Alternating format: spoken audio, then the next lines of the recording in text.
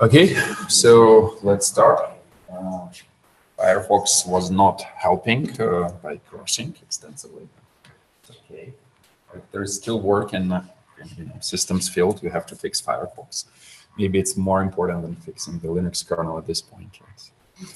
Okay, so today it's one of the most exciting lectures as well, because in a modern world, everything what you're going to program will be multi-threaded and will run on multiple CPUs, and sometimes not even on multiple CPUs, but on some execution elements. So it might not be a general CPU, it might be a graphical processor like a GPU, or it might be a Tensor core, might be something more exotic like a core collocated next to memory, because it's too expensive these days to move data from memory to a general CPU. So maybe there will be tiny core next to memory soon. There might be some cores next to network interfaces or disks even, because again, there are startups which essentially say, okay, we're gonna, if you have an SQL query, we will push execution of this query next to the storage device, like a flash SSD, just because moving data from SSD to the general core and back is so expensive that it's much cheaper to do this join locally here on this storage element. And they're quite successful, I guess.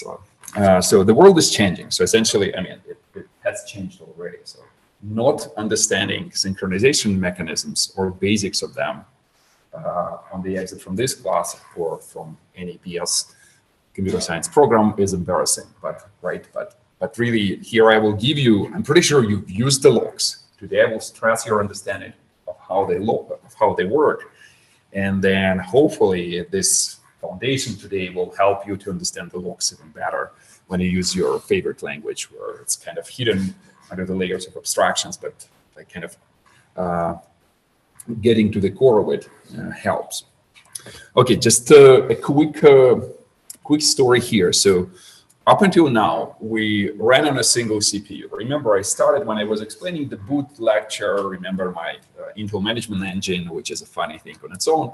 I said it actually kind of kicks all the CPUs, but they are not running. So one of those CPUs is assigned to be a bootstrap CPU, and the other CPUs are just waiting. And in practice, I think there is like a lot happened. So those CPUs did actually get some initialization because they figured out the caches, and I don't really know those details. But for the practical purposes, we just know that they're waiting for us to wake them up, waiting for the operating system to wake them up, right? And this is how we do that. Remember our main function, again, we covered almost all of it, right? So there is this function, which is called start others. It does start or wakes up these other CPUs. And the way it does is that the CPU each CPU has to go through a similar boot sequence, right? But majority of the operating system functionality is already initialized on this first CPU, which we were looking at up until now, right? But our high-level goal is to do what, actually? If I ask you a question, what do we want to do on those other CPUs?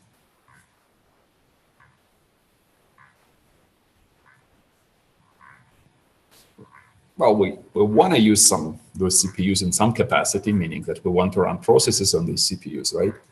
And so what do we need to run processes? I would assume that go into the scheduler, but start with the stack. That's a very good idea, right? So the end goal is to get to the scheduler, to that infinite loop, which will be looking at this list of processes, which is an array in x86, and say, okay, I can run one, so I will run one.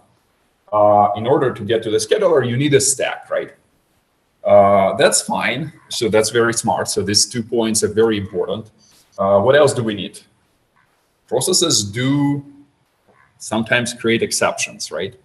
And the timer has to be running in order for the scheduler to react, right, and context switch between processes, right? So we need to initialize the interrupt descriptor table, because each CPU will have its own interrupt descriptor table. Interrupt descriptor table obviously doesn't work without a global descriptor table, because when the interrupt arrives, you have to figure out the, first of all, switch from privilege level 3 to 0, and second, figure out the kernel stack, and for that you need a TSS, right? So, but that's pretty much it. So you don't need to do much more. Why is that? Because, well, hold on. We also need, like, ideally, we need the same page table set up on each core as well, right? Because each process will come with its own page table, right? So we'll be switching between them. And a scheduler, in theory, can piggyback on one of those page tables, right? Because each part of, like, each process's page table maps the part of the kernel. But again, for simplicity, x86 create yet another page table for the scheduler itself, right? That's what we've done on the main CPU, and we're going to do that on the other CPUs as well, right? But that's pretty much it. So what we do here is that, again, we start an assembly, just because C doesn't provide enough primitives to configure everything. You can create libraries in C and then like do the same, but no one does it. I mean, some people do, but no one uses them. So essentially, every time you want to boot something, you typically just rely on assembly code, right? So we first say, okay, we will figure out a tiny sequence of assembly code, which we will call start code. And again, we should just pick a location in memory. We can pick anything, but this magical location, which we used in the past, 7, we haven't actually, 7000, we use 7C00. We could have reused 7C00 as well, but we know that this one is not used as well.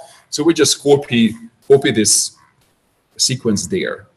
And then we create a stack, which will become a kernel stack, or this stack which scheduler will be using for each CPU, and just pass a couple of arguments there. So we just say, okay, we'll pass the entry function, the location of the stack, and I think maybe we'll pass something else, but it doesn't matter. We'll take a look in a second. And then we send this magical interprocessor interrupt. So this is the first time I mention it. So interprocessor interrupt, Intel allows one processor to send an interrupt, which will be delivered on another processor, which is, I mean, a little unusual, but, you know, feels important and useful, because you say, like, something is running there and we will have to notify that other thing on other CPU that, okay, something has happened, right? So one CPU can communicate with another CPU, and it's called an IPI, interprocessor interrupt. And it has a specific format, which, I mean, I don't think it's very important, but we pass an entry point of the MP enter function that will be our, like, again, you can build it differently. You can hard code this value. It doesn't matter that much at this point. But okay, this is what we do. So start other says, okay, we'll figure out the location of the code. Since on this CPU, we already have a page table, so we will do physical to virtual. We'll figure out the virtual address of this physical address, right? And then we copy this code, which starts at the label binary entry other start, which we know how to do that. We know how to convince the linker to create this label for us, so it's visible as an external variable and of a specific size. And then we'll say, in this loop, we will start waking up CPUs. For each CPU, we'll allocate a stack. We have a kernel memory allocator, right? So we'll get a page, and we'll create this 3 arguments on a specific memory location. And if we said that the code will be sitting at 7000, the 3 arguments will be passed right below that code. There are multiple ways to do that, but just one way to do that, right? But you have to pass it through memory, because registers are not visible on other CPUs, right? Each CPU will have its own set of registers, right? So code -4, we will pass the location of the stack. Code -8, we will pass the location of the entry function, MP enter.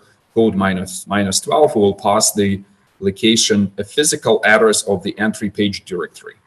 And again, because on the other CPU, we will load this value just straight on the CR3, right? And at this point, you say, okay, I'm ready to go. I will invoke this local advanced programmable interrupt controller, which is spelled as LATIC. And we'll pass the CPU ID and this, whatever, the physical address of the code. This thing starts, essentially, it sends an interrupt to another CPU, right? And another CPU knows that it has to set the instruction pointer and start executing from this physical address, right? And this is where we copied our initialization sequence, right? So this interprocessor interrupt wakes up the other CPU. The other CPU, like it's done in hardware. So Intel that's their specification. They say, okay, if you raise this interrupt, we will set the instruction pointer to this value and start running, right? Okay, thank you, Intel. So it works. Again, that's our entry other start label. First thing we do is disable interrupts because the interrupt descriptor table is not yet there. Then again, initialize the segments to zeros, right? That's not super exciting. Very similar to what we've done on the main CPU. We load the global descriptor table, yes, just because we want to switch to 32-bit protected mode. That's what we do here. Do a long jump, essentially, like jump to the 32-bit code, start 32. We've done it. Actually, this part was missing in the homework. I should probably add it to make sure that we don't miss this. When we switch to 32-bit code, what we do here again, since those are global symbols, they are visible on this CPU, like it's the same addresses. And I will explain in a second how it works, how the CPUs access the same memory in a second. So we load them into the segment registers. Then familiar thing, enable 4 megabyte pages on this CPU. We use the enter page directory, which was passed as start -12, and this memory location loaded in the CR3 here. At this point, we're ready to enable paging, right? So we turn on paging. We reuse this entry page directory, just again for simplicity, because there is no page table yet, right? Turn on paging. Remember, we passed the stack as start -4, load it into the ESP register, and then invoke the entry point, which is MP enter function, which we passed as start -8, right? And at this point, we'll jump to C into this MP enter function. And each CPU besides the boot CPU will execute this MP enter function. Again, not surprisingly, what it does exactly what we just discussed. It creates a page table. Remember, switch kernel virtual memory, which will create a new page table for this scheduler, essentially. So this thread, which we're running right now, thread of execution, will be using this page table. We initialize segments. And what we do here is it becomes a little bit more interesting because we say, look, each CPU will have its own data structure. In a way, it's something what you can call a per CPU variable, right? And there are multiple ways to do that. But in x86, this is represented just as an array, and we use the CPU ID as an index in this array. So there are more elegant ways to do that, but just okay, it's okay. So, and x86 was doing a more elegant solution in the past.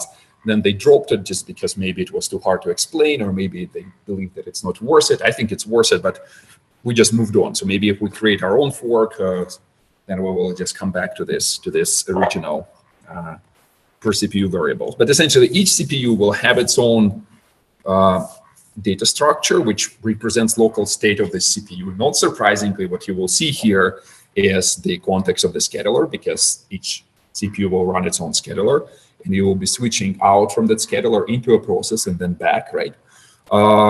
It will have an abstraction of a currently running process, because that's how you will be accessing trap frame of this process. But what's also interesting is that it will have its own global descriptor table. So global descriptor tables will be different on each CPU. I will ask you a question, why? At this point, a good student has to answer this, should be able to answer this question.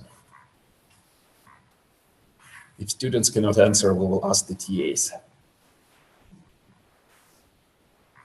Why do we need a global descriptor table? After all, the kernel data, kernel code, user data, they are all initialized from 0 to max 4 GBs, right? So it seems kind of identical.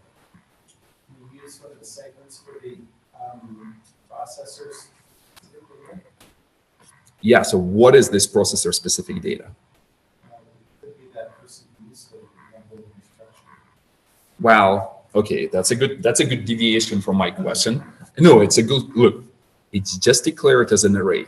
So literally, your per CPU state, you have an array in memory. Each entry in this array is this struct CPU. I didn't explain it yet. I will explain on the next slide. But what you do to access, I mean, we've seen it here. To access a specific CPU data, we just use a function which returns an ID, which you use as a, it's an ID of a CPU starting from 0 to some max value, right? So that's how we get per CPU specific state, right? But why do we need a per CPU global descriptor table? Students, us? Yeah, go ahead. Is it because we could have a listing potentially programs running on both CPUs? If that doesn't make sense. It does. They do run on both CPUs at the same time, concurrently at the same time. So which means what? Which I guess would indicate that you need different entries for each. I'm not sure you need different. No, but GDT plays very minor role in our system. Everything is set up with page tables. What is that minor role? I mean, doesn't it have to do with that CPUs, they all have their own stack space? Where? In memory, like, but which stack? User stack is in the ESP register, so that's fine, right? So which stack we care about? The kernel stack, exactly. So how do we find a kernel stack? I mean, maybe I wasn't super explicit about it. I mentioned it a couple of times, but the way it works is that there is a TSS entry in the global descriptor table. Global descriptor table. Intel is a little weird, but okay, we have it. They build this CPU for us, right? There is a code segment, data segment, stack segment, all other segments. And there is a magical super segment, which is called TS or TSS, I forgot. TS, I guess. It's called as task segment. So this guy is a pointer similar to how the code segment points to the code, like kernel code, for example, or user code. TS points to the entry in the global descriptor table. That's how we essentially locate TSS. And this points to the TSS table. And the TSS table itself points to the kernel stack, right? So so each CPU will have its own TSS, right? And it's actually here. And each CPU will have its own GDT in order to establish this pointer. On a different CPU, there will be a different GDT. There will be a different task state segment here. There will be a different pointer to the TSS. And this TSS will point to a different kernel stack, right? Get it? So that's, I think, the only reason we need, because other entries are the same. And this is exactly what we're doing here. So, but like, again, so just a bit of emphasis here. This is the per CPU GDT, and this is a per CPU TSS. So, and it's fine. So like we simplified a little bit, just we didn't allocate memory, we just rolled it into this per CPU data structure because we just don't use much, right? So how the CPU ID works, CPU ID essentially just says, okay, I have like a magical function, which will, in the end, will invoke some low level, again, like in out and stuff like that, or model specific registers, yet another abstraction of the CPU, returns essentially CPU ID. It's not that important. But what we're doing here, wait, did I skip it somehow? Yeah, I wanted to, like, this is what we're doing here. So on each CPU, we get the GDT from this per CPU data structure. All this kernel code, kernel data, user code, user data are the same. So it starts with 0, goes to the 4 GBs. We load this GDT, the specific instance of the GDT on the CPU. And when we switch into a process, so maybe I actually skipped it in my lecture. Let me just quickly locate it for you, just to show this piece of code, which loads the kernel stack in the TSS on the context switch. It's probably part of the switch. UVM or something like that. Let's just quickly search for it. No, I didn't. What did I grab for? Grab -R switch. So I would say switch user virtual memory is the one which switches.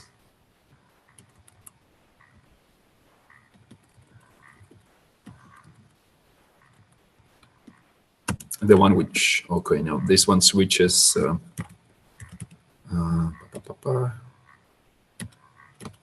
TS. So this is, oh yeah, switch UVM, sorry, I landed on a different thing. So this is what we do. So what we do here is that we say that when we switch from one process to another, we update those two fields with the per process stack. So this P is a process, and essentially we load it into the TSS. It's already connected through the global descriptor table, and specifically, we update this field in the global descriptor table as well to point to this specific instance of the TSS, and we update the fields in the TSS to make sure that the hardware can locate the kernel stack of the specific process, right? You can stare at this code a little bit later, but as long as you understand the high-level idea of what's going on, it will be good. Okay. Okay. Any questions about initialization of other CPUs?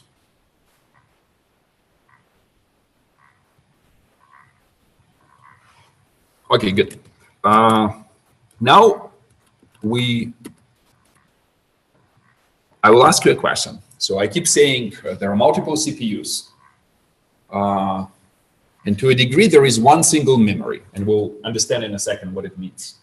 So how do you think those CPUs access this one single memory? So imagine you have a CPU here. What happens then when the CPU does a load, which is on Intel is a move instruction, right? What happens? Does anyone know? It checks the cache first to see if it's in cache. It checks the cache, yeah. Like there is a hierarchy of caches, L1, L2, L3. Imagine it's not in a cache, then what happens? Then it goes out to main memory. What does it get back from this main memory? It's an entire cache block. It gets a cache line, which is on Intel is 64 bytes. And then it reads whatever, a byte from this cache line, right? Imagine another CPU tries to do a write into the same address. Let's imagine this is address A. You write into address A, write 1, for example. What happens?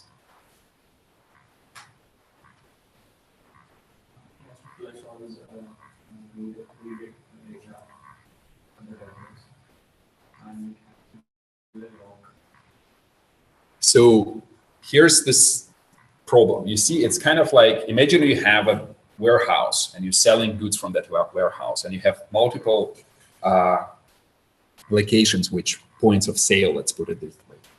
And at some point, you need to avoid from overselling, right? Because maybe you have 10 pieces of something, right? Of something which you're selling. You say, I'll sell 1, and you have to atomically update the number, right? So imagine this memory location contains the number. So like this load says, okay, how many do we have in stock? And it returns, maybe we have 9. Meanwhile, this guy says, okay, I actually did this check just a second ago, and I decremented, and I want to write 8 now, right? So there must be some kind of a discipline, and this discipline is called multiple readers, single writer. So you can allow one core to do a write, and as long as it's kind of like passing this, if you have a ledger where you keep track of what's going on, you say like, I want to update the ledger. Okay, here's your copy of a ledger. You do the update, but then someone else says, okay, but can I read the ledger? Okay, you can say, okay, yeah, you can read the ledger. I updated it. Multiple people can read the ledger at the same time. If someone wants to update it, right, it has to acquire this exclusive copy. So the same happens here. So these cache lines are bounds between the CPUs. They represent some regions of memory, right? So like 64-byte regions of memory. Multiple CPUs can read from the same cache line at the same time, but only one CPU can update, right? Do we agree with this? Makes sense, kind of, right? So let me illustrate it with a different slide deck where I will actually have animations of my.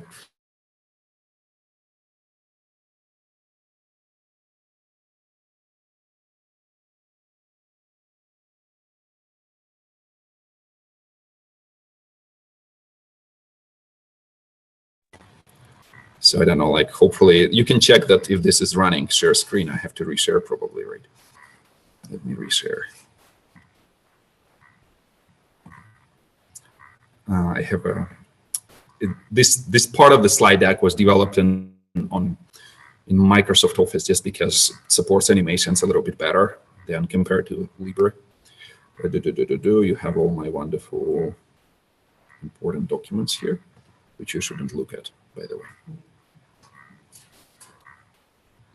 Come on. Yeah.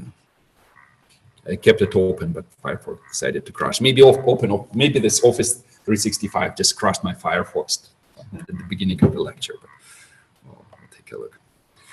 Okay, so just a brief detour into how the memory hierarchy of a modern CPU looks like. Well, supposedly it should show up on the screen, but somehow it didn't work. Let's try it again. Yeah, Firefox is definitely not happy. We can close this one instead. Let's do this one.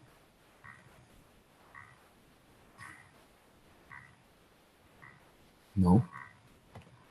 Really, no.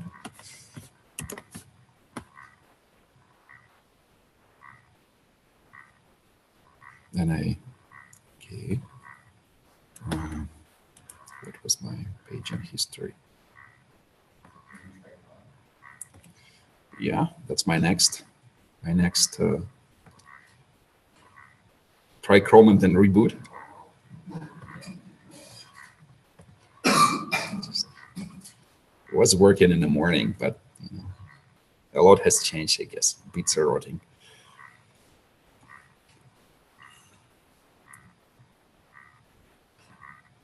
Let's try again.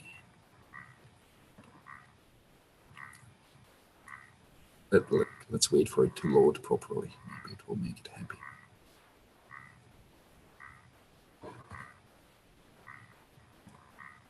Work this time. Okay, cool. I hope. Yeah.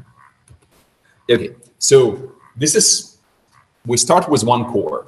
You've heard these words, multiple cores, right? So each core will have its own set of registers, right? So they're private to a core because you have this pipeline which runs instructions, right? Fetch, decode, execute, right? It turns out that each core on modern CPUs will have also a private L1 and L2 caches. So L1 will be split into two separate caches, the data cache and the instruction cache. And that's done for various architectural reasons, mostly to make sure that you can access this L1 caches with the latency of like 2 cycles.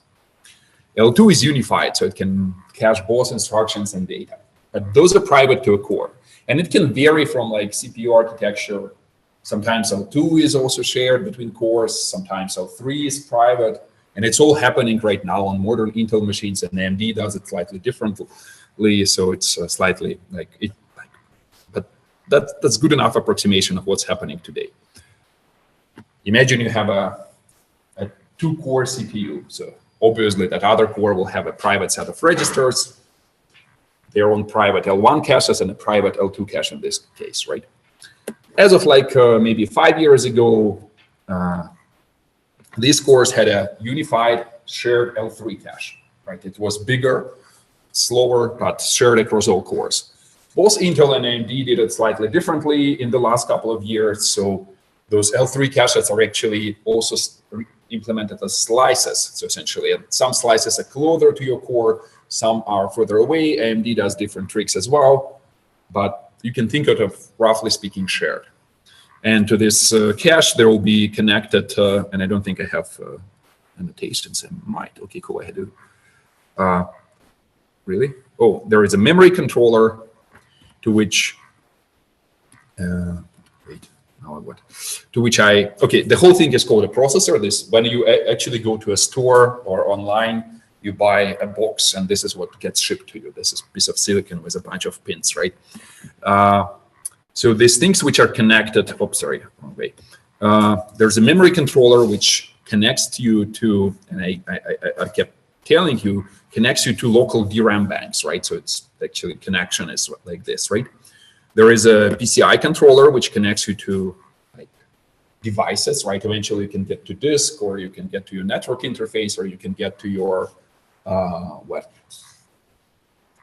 PCI attached solid state disk in this example. However, modern, like, and this is typically an architecture of a laptop, right? Because it comes with one physical CPU or a cell phone. Cell phones, ARM CPUs are very similar as well. And there are some phones which use Intel CPUs as well, or some embedded systems which do, right? But on the server market, we buy machines with multiple processors, right? And the processor is a package. It's Intel's terminology. Like typically, we call this, the whole thing is CPU, this thing a core. And if I missed it, each core typically can run multiple, something what is called hyperthreads, right?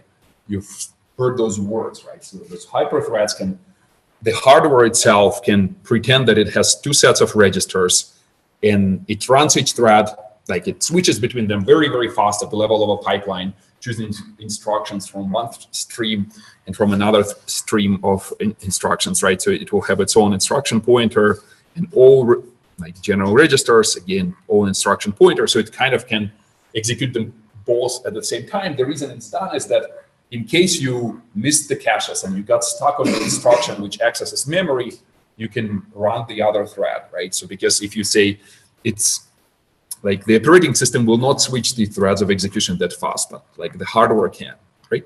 But typically we run multiple CPUs, multiple processors, right? And so actually I like different line in the slide deck. Okay, let's forget about the CPUs. Okay, back to my story, like back to what happens on a load. Imagine you have a set of registers. When you do something like move from one register into another, right? Or into the other way. It takes 0 cycles. So you can implement, the CPU can implement it within the same cycle, right? So it's, in practice, the pipeline is broken down into multiple stages, but one stage of the pipeline will implement this move between the registers, right? If you want to access if you do a load of an address, right? What happens is exactly what you said before. The CPU the pipeline will check, okay, do I have this cache line which contains this address in my local L1 data cache, right?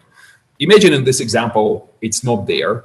And this L1 cache talks to L2 cache. Okay, do you have the cache line? L2 says, okay, I don't have it either. It goes and talks to L3, shared L3 cache. L3 cache says, okay, no, I never seen this cache line either. So they go to a memory through this memory controller. Memory says, okay, yeah, I have this cache line. And typically this cache line gets sent to all the caches, and it depends. So those policies can vary, and sometimes it lands only on the top cache, or like the CPU can optimize it, and it doesn't always land on all the caches. But a couple of years ago, it was just typically it was called inclusive caches, and the moment you have a cache line in L1, it was guaranteed that it is there in L2 and L3. Okay, loads are simpler. So if we do a load on the second CPU, same address, it's not in a local L1, it's not in a local L2, but however, it's there in a shared unified L3, right? So L3 replies with a cache line saying, okay, yeah, I do have it, so go ahead, use it, and this cache line gets sent to all those caches, right? And if you load this address, if you execute some instruction and load it again, then load will hit the L1 and everything will be fine. At some point, you will run out of capacity in L1, and this cache line might be evicted, right? Because you say, okay, like I accessed millions of other cache lines, and I had to bring them into my L1. So obviously, at some point, this cache line will get evicted, right? So now what happens when you do a store? When you do a store, as you were saying, we need to play this concurrent readers, exclusive writers protocol, right? So it's called accrue concurrent readers, exclusive writers. You do a load. The cache says, yes, I do have a cache line, but unfortunately, it's in a special state, which is called shared, meaning that it's also used by some other CPU, some other cache, right? So if you want to write into this cache line, despite the fact that I have it, I know that other CPUs have it as well, so I have to acquire exclusive ownership. And this discipline is called cache coherence, right? Or if you take classes, architecture classes, it will be explained in depth there, right? So what the cache is doing, it says, okay, I will make sure that no one else has have a copy of this cache line. And so to do that, it essentially talks to the last level cache, which implements something what is called a directory. It knows all the cores which have this cache line in their caches. And this last level cache essentially sends a message to those cores saying, okay, you please invalidate your copies because someone wants to write to them. And at this point, this core acquires this cache line in something what is called exclusive state. It knows at this point that it's the only core which has this cache line. So someone said, we need a lock. So this is the lock, this exclusive state, locking the cache line to this core. If some other core tries to load concurrently and do the same, like does the same business, the message arrives saying, okay, I want a copy of this cache line. The CPU will delay the request until the write is finished, right? Okay, so you did the store. So you updated this cache line. Imagine this other core tries to do a load again. This is exactly the story. So again, since the cache line was invalidated by the cache coherence protocol, it says, okay, yeah, I don't have it. Go back to the last level cache. Last level cache, okay, has a directory. And the directory says, I know that this cache line in the exclusive state on this specific core. So it sends the message to this core saying, okay, please, like, do something. Someone wants to read it. At this point, this cache line is written back to memory, not always, but sometimes this is how the protocol works. And at this point, you're fine. The directory replies with the cache line, and it's in a shared state, so this core can read the cache line, right? And essentially, that's how it works. So those cache lines are bounced all the times according to the rules of this cache coherence protocol, right? And if this core will try to write, right, then it will again go talk down to the directory. Directory will change the state of this cache line.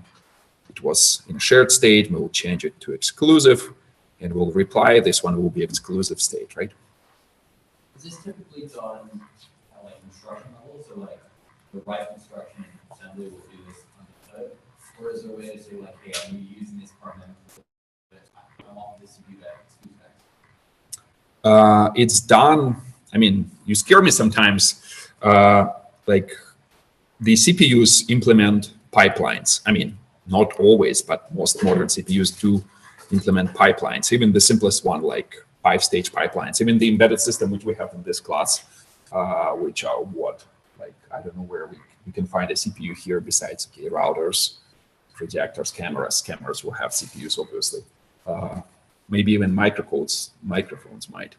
So, and it's like pipelines are like, it's just logic. Think of it as C code, but implemented in Verilog and then compiled into gates, right? So part of this logic, when it says, okay, yeah, it's a load instruction, it reaches one of those parts and it says, okay, in order to do a load, that's my logic. I follow the cache coherence protocol.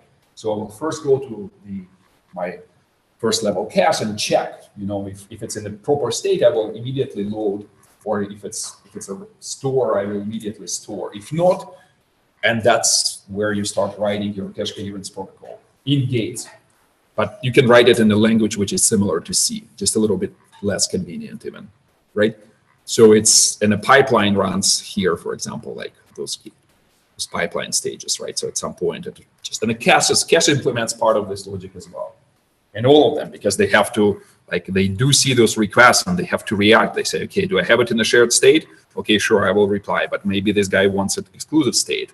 And then, okay, I'll do something else, right? That's how it works. Any other questions? But again, I'm not an expert, so you have to take an architecture class. But first level approximation is good enough. Good? Okay, question. Would it be possible, like, if core 0 wants to read from it at the same time core 1 wants to write from it, that there would be a timing issue? Right. So how does it work? So is there a way to erase everything? I don't know. So the way it works is that it can, that's a great question. It's worth discussing. So this logic of the CPU here says, okay, where's the cache line? I don't have the cache line. And at this CPU, it happens at about the same time. And at some point, they both, at this point, the CPUs, they kind of look like networks. They do send those messages. Sometimes it's more like signals, but sometimes it's really a messaging system. And even the messages can arrive out of order, right?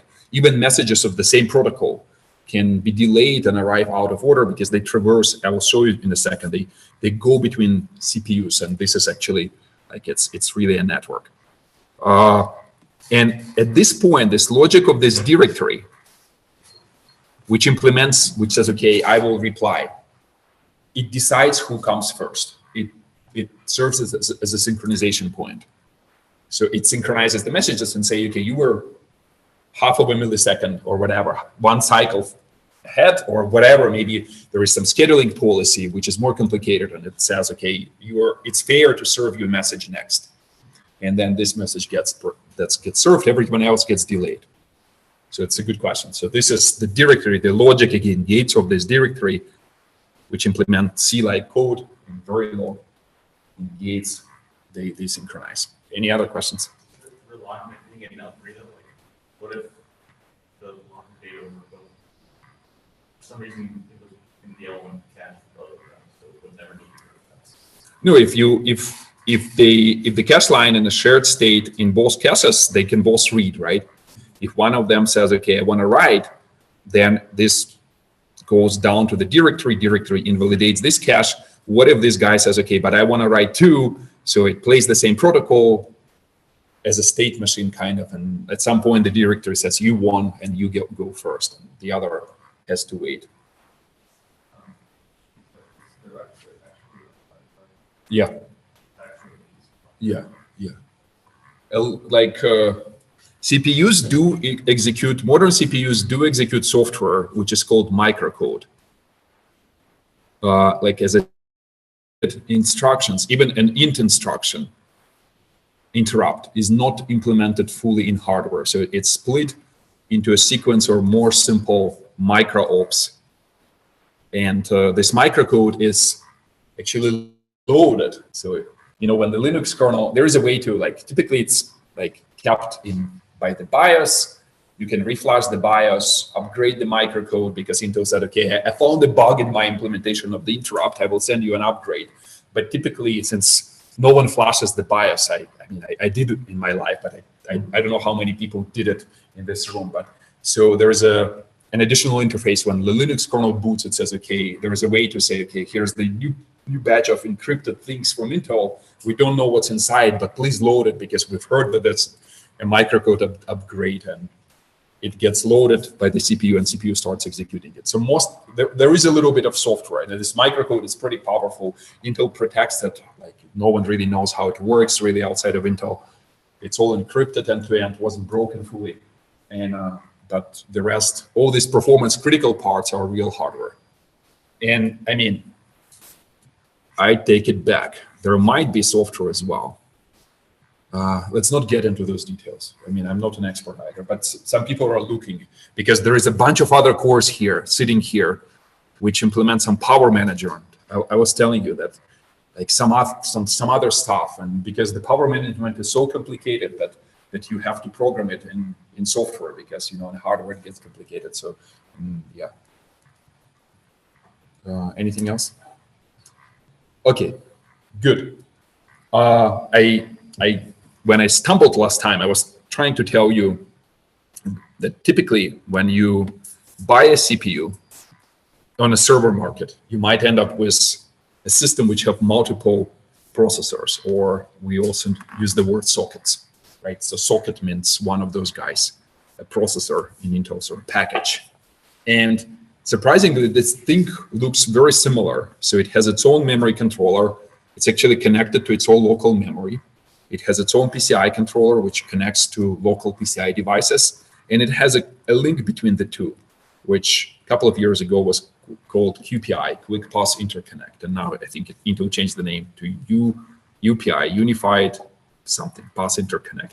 Doesn't matter. You can call it cross-socket link. People will understand you what you mean, right? And the way it works very, very similar. So essentially, if you do a load, and by the way, so it's a little bit of numbers here. So I kept saying that accessing first level cache takes roughly 2 to 3 cycles. Here I quote, on this machine, which was studying performance of a specific Intel CPU, they measured it to be 4 cycles. And the size of this cache is 32 kilobytes. So 32 kilobytes for data, 32 kilobytes for instructions. So relatively small cache, right? So L2 takes 12 cycles, but it's much larger cache, so 256 kilobytes, so bigger. L3 actually takes even more cycles, 53 cycles, but it's a giant cache on the server machine. So today it's typically 2 megabytes per core. So if you have 16 core machine, so you have your last level cache will be 32 megabytes, right? So that's, like when I was a child, student like you, my first machine which I had only 16 megabytes of DRAM, right? And this has 30 megabytes of last level cache. So think of my life, right? So my games were slow. And then if you go to this local memory, memories can, by the way, do you know the sizes of memory? So how big they can be these days? Like, tell me. In terabytes, right? Exactly. So like you can buy a machine from Dell. It's a stock machine, so you don't have to manufacture anything specifically. It has 96 memory slots, so you can put 96 of those DIMMs. And each DIMM, for example, it's a couple of years ago was 128. So do the multiplication, 96 by 128, you will get into terabytes already. But those number, I'm pretty sure, grew up since then, right? It went up, right? Yeah. So that's your max number. So, but it takes like 241 cycles. So relatively like slower than a cache, right? I keep quoting this number many, many times. But what happens if you go to other cache? Really, like it takes you a little bit longer to go up here. So, and this number, where is this number? It's 122 cycles. If you go higher, it will take you a little bit more, because if you say, I want to load a cache line, but it's here in a shared state, so this cache will reply to you, right? So it takes a little longer. If you go here across this link, so, and if a cache line in this other L3 cache, it actually takes you 215 cycles. So it takes you almost the same amount as fetching this cache line from your local memory, right? Just because this one takes roughly what, 150 cycles or something like that, right? Maybe 200 cycles, I don't know, like. But and obviously, if you go to a remote memory, which again can reach terabytes, it takes you even longer, 365 cycles. So here's this aspect of being distributed, right? So this local memory is 241 cycle, remote memory, and it's just one link. But you can imagine systems where your CPUs are arranged like this, and then you have to, and the memories are arranged like this, right? And you have to cross not just one link, but you have to cross 2, right? And in this case, the latency goes up. Is there typically another cache about this between the sockets, like No. I don't think modern CPUs have L4. If you ask me the reason why, I'm not really sure. Architectural, that's their discussion of that community. But in the last versions of Intel and AMD and ARM, I think there is no L4. So that's how it looks literally.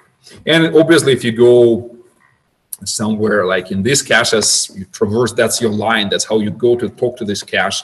To fetch the cache line from here, it's 272 cycles. Again, more than fetching it from local memory. If you go here, 282 cycles, right? So at this point, you kind of get this idea that the cache lines are moving back and forth. And if 2 CPUs are trying to access the same cache line frequently, there is a problem, because it's really takes longer than accessing than getting it from memory, right? So be careful when you have a shared cache line and you try to access it. I'm just curious, how long does it take to access like your SSD, for example? Yeah, I have it here. So again, I never worked at this level. So it's a quote from this paper, which is called DC Express, and it was like, I would say at this point maybe 7-8 years ago. They were quoting 600 nanoseconds, which is roughly 1,500 cycles. but I think this number dropped, and it drops with every generation of PCI bus. I know that like I've seen papers which said that the back-to-back like connection between two machines, two servers which are connected back-to-back, dropped below 1 microsecond. So microsecond is 2000 cycles, right? So it kind of still fits in this figure, but I think it's going down. So it will not go down considerably because this is almost a physical limit. This is how fast the light travels. So this is an optical cable, but it probably will go down to something like again, to this number, roughly 600 nanoseconds or something, one way. So which this is, remember, I forgot if I was talking about it, that I was saying that there is this new trend where you build machines and the memories are actually, you have a little bit of local DRAM, let's say, I don't know, 64 gigabytes, but there is another machine in the same rack which has terabytes of memory. And the reason for that is that, you know, your local DRAM is 241 cycles, but remote DRAM might be like within like 3,000 cycles away. And they are building new buses. It's called, what is that? There is a new specification which essentially allows you like to talk to those memories even faster. So that's why that's a trend these days, which will become true, right? And the reason it's done because it's easier to program. You say like, I don't have to overcommit memory on every server. I will just build one diffuse server and then will dynamically share this memory between my whatever VM instances or processes or anything what you're running. Okay, good. So we kind of, this is like the end of my detour here. So we understand how the memory subsystem works. We kind of, I mean, again, you need to understand the cache coherence. You can read Wikipedia, or my suggestion, there is a great guy, Rajiv, who teaches those classes. He's an architect professor here at the School of Computing. His lectures are great. So just it's tiny YouTube videos. Just watch them. They're self-contained. You can watch the video on the cache coherence. He will explain you everything. You will be, and in general, watch through his class if you're in that field, if you want to understand the performance envelope of modern CPUs. Okay, so we are going back to this, to the other slide deck, which talks about synchronization. Okay, clearly there is some kind of a problem, and let me explain it with an example. So imagine you, towards the end of this class, I assigned an assignment, and you're building a disk device driver. And imagine that this disk device driver maintains a list of outstanding requests. And don't forget that, you know, when you do a read and write inside a process, and those processes might be running on different CPUs, right? They can add requests to the list. So let's see how we can, like one simple implementation of the list, how we can build it. Again, very, very simple. It's my list holds just one element, just data, integer, and it has a pointer to the next element of the list, right? And I maintain a head somewhere. So I have a head here, which is initialized to 0, and my insert function is effectively mallocs a new element, right? And does an obvious operation here. It says, okay, I will put the data element in the data field, and I will take and maintain the list like that. So if the list was pointing here, I will insert this new element in the front of the list, right? Agree? Very simple. Cannot get much simpler than that. Now consider what happens when there are two CPUs, right? So same list, right? One CPU does this malloc. They both execute insert at about the same time. Another CPU does the malloc, so they have two elements which they want to add to the list. They both read this list pointer with this instruction, right? List equals to list next, right? So establishing those purple pointers, right? So everything is good now. And then at this point, one CPU gets a little bit ahead, like it wins the race for this cache line through a directory, right? So it gets the cache line in the exclusive state, and it ends this cache line, right? So it tries to update the list, right? So this cache line, which contains this list element, is in the exclusive state on this CPU. So it does this right? So one CPU will get ahead, right? The directory will decide which one. And about the same time, the second CPU says, okay, I was about to send the same request. I want this cache line in the exclusive state. So here it went from like maybe shared because it was read to exclusive. to invalid, meaning that this guy gets it in exclusive state now, right? Agree? And it updates this pointer like this, right? Because it does this right. So what just happened to this list? Is it in a good state? No, bad state. So what is bad about it? So one request got lost. So this request is not really on the list, right? So this one red, because the list goes like this, check, check, check, check, check, right? So this one is not here. That's bad. So clearly we got the problem, right? So we wrote the code like we would write the code. Everything is correct. Insertion is correct. But suddenly if the same code is executed on two different CPUs, we lose one element. So insertion is incorrect, right? Agree with this? Okay, so how can we fix it? Tell us. People who know, they're smiling. You use a compare exchange instruction to make sure that you do an atomic operation. Yeah, so if you go into the domain of log-free data structures, then you build lists with a single compare and swap instruction. But in the more general case, when you have complicated data structures, what do you do then? And you surround your operation. You implement an idea which is called a critical section, right? Or mutual exclusion. So meaning that only one CPU can update the list, or more specifically, can execute these 3 instructions. And roughly speaking, this one can be actually outside because it's a private update. So there's just these 2 instructions at a time, meaning that if the other CPU will try to execute those instructions as well, that CPU will be waiting, right? Do you agree that it will solve our problem? So because if we have this idea that we have this function which acquires a lock, which says, okay, we have an abstraction of a lock, and it allows the CPU which acquired the lock can enter the critical section. The other CPU, if it is process 1 or CPU 1, if another CPU reaches this this line, it will be spinning here, waiting for this first CPU to release a lock, meaning exiting from the critical section, and then this one will acquire the lock and enter it, right? Then these two operations, list next, list, and list L, are executed by one CPU, or we call them atomic, right? And so which means that the list will be correct, right? Agree with this? And this is how you use locks, right? So this one example. Okay, so my question is the following. How can we build this acquire primitive? How to build this function which enforces this discipline of letting only one CPU or thread execute into these 2 lines?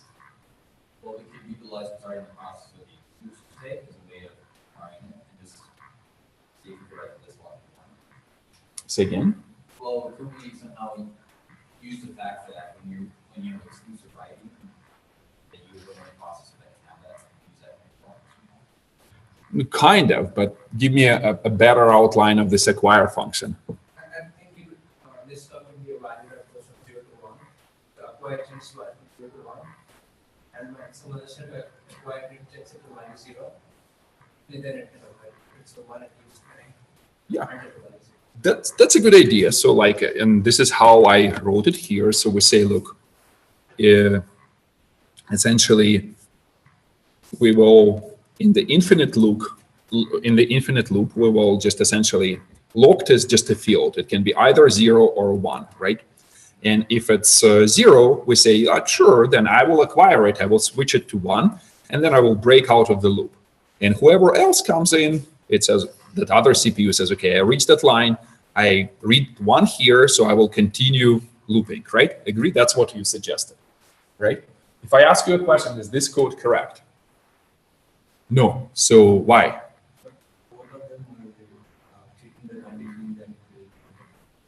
Correct. So both CPUs can reach this line 25, right? At the same time, they both say, okay, yeah, I see it's 0. One sees 0, another sees 0. So they logically proceed and they execute this line 26, updating it. It will be like at the level of cache coherence. The cache coherence will bounce the cache line between them. One of them will win the race. And essentially, one will write 1 first, another will write 1 second, but it doesn't change the logic of this procedure because both of them will break out of the loop into the critical section, and again they will violate the consistency of the list which we want. So like one of them will end up losing an element, right? So how can we fix this? You need some kind of hardware to enforce it. So what is this hardware? Hardware support. Whenever we are writing into the 26 line number, right? So we need something from hardware. We need some what? Support from hardware, like they need to flush all the rail data and then only use exclusive log for writing. That's, you're kind of close, but let's hear. Yeah, compare and swap, right?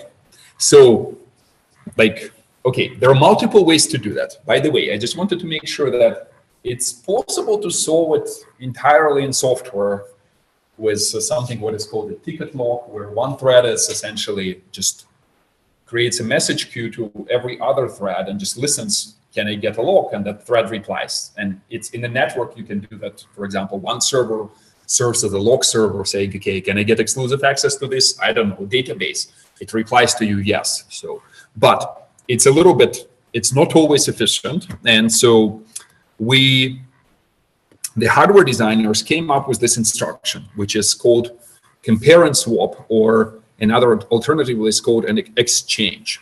So what it does is just swaps, like imagine you have a value in memory, maybe it's 1, and you say, I want to exchange, and you pass an address to this memory, exchange this, whatever is there, I want to exchange it with, for example, 1. And what I'll get back as a result, the old value. So you will get 0 here, right? And they say that this instruction will be atomic. So essentially when the CPU says, okay, I will try to get this cache line for this exchange instruction. By the way, the exchange, okay. Then if other CPU tries to execute exchange at about the same time, one of them will see switching 0 and the old value will be 0, right? And this one obviously will do, maybe one of them won the race. It also wants to set one here, but since this value is already 1, this one will see old 1 as a result, right? And that kind of solves our problem here. So we say, okay, I will be trying to set 1, setting the lock into acquired state, into locked state. And if I don't see 0 as the old value, I will exit. But if I keep, if I see 1, I will exit. If I keep seeing, if I see 0, I will exit. And if I keep seeing 1, I will keep spinning, trying to do this exchange over and over again, right? Makes sense or not? Do you get how it works? There is a little of a wrinkle here. So this is, again, C doesn't have this primitive, like assembly has an exchange instruction, which CPU provides. It turns out that exchange instruction itself is not atomic. Why is that? Who can tell me? On Intel CPUs. Because internally, it's executed as like a read, a load of a value, and then a write of a value, right? So, which can be preempted with another cache coherence transaction, and someone else wins this rate. Maybe like an interrupt comes in here and, you know, breaks atomicity. However, Intel is there. I mean, they understand the problem. So that's why we introduced this lock prefix. This lock prefix essentially says, okay, I will be operating on this cache line. So no matter what happens, do not release it. So I want to finish this instruction, right? So this lock prefix is important. So if you remove the lock prefix from here, you will lose all the atomicity guarantees. You can implement this as a sample code, run it on CADE machines. You will see that you entering the critical section on both CPUs, right? Okay, good. So, I mean, but some other CPU might have slightly different interfaces, and maybe this atomicity is baked in a specific instruction, or maybe this lock prefix is somehow expressed somehow differently, right?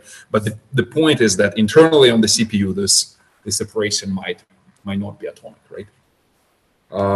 Similar, an increment, for example, if you just simply do an increment, there's an inc instruction, right? Incrementing the value by 1, it's also not atomic, right? Because internally it's a read, go through like accumulator register, update by 1, and write back into memory, right? And it can be preempted. So if you want to do an atomic increment, then you have to place this log prefix in front of this inc instruction, increment instruction on Intel, right? Okay, good. So we got the point. So we are happy now. So this seems to solve the problem. There is yet another subtle issue here. In general, C compilers, I mean, the story goes like that. In general, C compiler can move instructions up and down in the instruction stream as long as it can prove that, you know, the sequences are equivalent, right?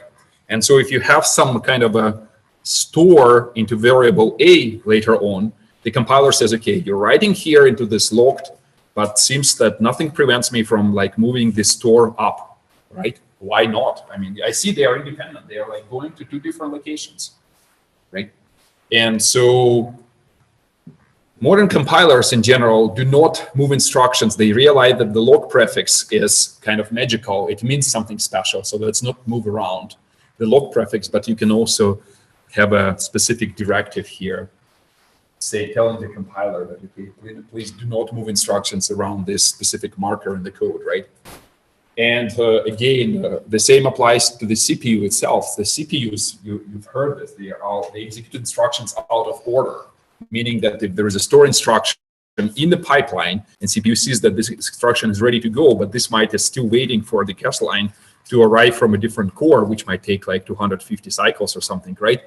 This store is like, it's a good target. It has to be executed. So, but CPUs are also smart enough to not to reorder instruction around those log prefixes, right? So it will wait for that, right? So those things are important. So, okay, so but this fixes our critical section. There is, however, it creates slightly different problem for us, which is called a deadlock, right? Imagine the following sequence of operations. Imagine you have 2 logs, A and B, and you have code. And in some part of the code, you first acquire A, and then try to acquire B. And in another part of the code, you acquire B first, and then try to acquire A. And you say, look, well, I already acquired A here, I acquired B here, and now I'm trying to acquire B here. But of course, I will never be able to move forward because B is already acquired by another thread. And if this guy is actually sitting waiting on A, that's the system is stalled, right? It's called a deadlock, right? So do we understand this problem? So what's the solution for this? And you can, yeah, go ahead. Say again. But how? Like imagine you have a graph. You have a graph of nodes, and they are connected somehow, and in some weird way. And your one process enters the graph from this node, and it has to do a transaction which updates maybe like 3 nodes here, right? And another enters from this one because it has different input and somehow landed on this other node, and it has to update maybe these 3 nodes, right? So you can't really avoid of acquiring locks on multiple nodes in the graph. You can acquire lock on the entire graph, but then it's effectively like running a single CPU because only one CPU can update a graph at a single point of time. So you obviously want fine-grained lockings to make sure that if those transactions don't overlap, so some other part of the graph can be updated by, I don't know, by processor P3, which only updates these 2, so they can go ahead, right? Well, just take this graph and make sure there's no cycles. Good idea, but imagine it's impossible in this specific case. Probably use priority. Use what? Priority. Priority. What is priority? Priority can just access the log, and the low one just keep waiting. But you don't know because maybe you acquired this log L1, this one acquired L2, and then they both arrive to this L3, and like L1 is already acquired. What if like, you know, this one has to then go back and acquire L1 again, right? So the other one. But if that is a problem, you're not able to only one at a time. No, because imagine you don't know a priori what are the objects which are involved in this transaction. I mean, sometimes, like, I'm just trying to give you a more realistic example that it happens in real life. For every acquired, you should, everyone, you should just have all the lines very specific what they do. Right, but then imagine you have some higher level consistency policy which says that, you know, these nodes maybe reflect something and they either reflect it together or not. And if it's not true, then, you know, the logic of your program breaks because you see that, you know, like you say, like the whatever, our class meets in this room and each of you will have a room number assigned for whatever security or emergency purposes. And suddenly, you know, if we assign you one by one, it's half of you in one room, half in another. Maybe a little artificial, but If a process has been spinning on a certain number of cycles, it has to give up all its previous twice. there are those tricks, but they don't. Yeah, but then it's kind of like it becomes a gamble, you know, like, yeah, that's not a bad idea, but you say, look, I randomly give up some locks and with a certain chance, you know, someone else succeeds, but it becomes a probabilistic game at this point. So not entirely great in real-time systems, because you say, I have a critical process like steering the wheel, like that has to, like you say, use priority. This is higher priority. They have this discipline. I forget what it was called. It actually happened on the Mars rover. There is a famous Mars rover story where this algorithm was implemented as a result. It's called priority inversion. So it can lead to this other problem of priority inversion. But the idea is that if a higher priority threat comes and you already hold this lock, they will just force you out. There is this sometimes because you really want to steer the wheel so fast. Otherwise, it's like critical. But for solving this problem, maybe there is a different solution. Also have issues that you force locks out that the program left in state. Correct, because maybe like one thing is that either you can structure a program in such a way that you first acquire all the locks and then do the updates. But sometimes you go through the code, you acquire one lock, then there is an if condition which says, okay, I might acquire or might not acquire a lock, but I maybe did some updates to the first one, right? So might be inconsistent. We may create a cycle. We can number the resources, and we can only grab resources from a smaller number to a large number, streaming in this order. Correct. So you can force your program to always acquire locks in a certain order. Simply speaking, you can use the address. Like you can either assign a number to each resource, or you can say, okay, there is memory adder. You say, okay, I want to acquire 10 different locks. You sort them in an order of ascending addresses, right? And then acquire each one acquires each time you acquire in this sequencer. This will guarantee that there will be no instances like that because you're always in the same order. That's the solution for this problem. And specifically, when it's not a graph, something dynamic, you just enforce a programming discipline saying, if I have two locks, I will always acquire them in order, right? Then it will solve this deadlock problem. Questions? All good? Okay, so this problem is solved, but in the operating system, yeah, so that's the solution. There's another problem, locks and interrupts. Here's an example. You say, I have a interrupt handler. When an interrupt or a new packet comes in, my interrupt handler will enter into a function, which is network packet something. It does this insertion, acquires the lock A. At this point, another interrupt happens, like because maybe we didn't disable interrupts or re-enable them, right? So we're so smart because we want to handle interrupts as fast as we can, which Linux kernel, for example, does. And at this point, we try to acquire again, but since this already was acquired, it's again a deadlock. So what we're going to do for this case? Lock-free data structures. Lock-free data structures. You can do a PhD in them. They're hard. They're very hard to debug. I didn't want to even talk about them, but I usually talk in my. If I have more time, I would give you a lecture on lock-free data structures. Just disable the interrupt, or more concisely, never hold a lock with interrupts enabled, right? which lands you in like, it works nicely, right? But there is this NMI, non-maskable interrupt, which will always be delivered. So then the solution never hold locks inside the NMI or something, or do something smart about it. So, but yes, that's the answer. So, and that's what XV6 is doing. So it, on entering into the acquire, before doing this exchange, it actually will do something what is called push CLI, which will try to disable interrupts. However, since there might be nested locks, right? You need to have a counter. You need to keep count.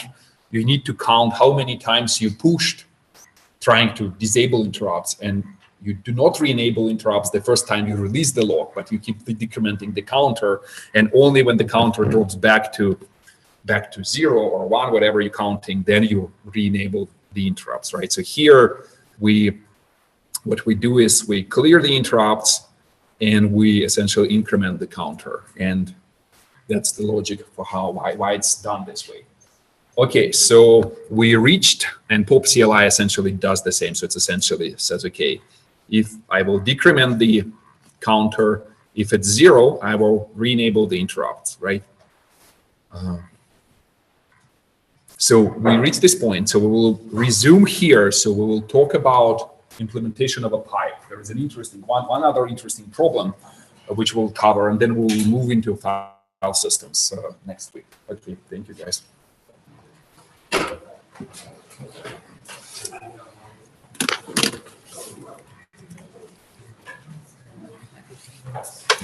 Just let me finish.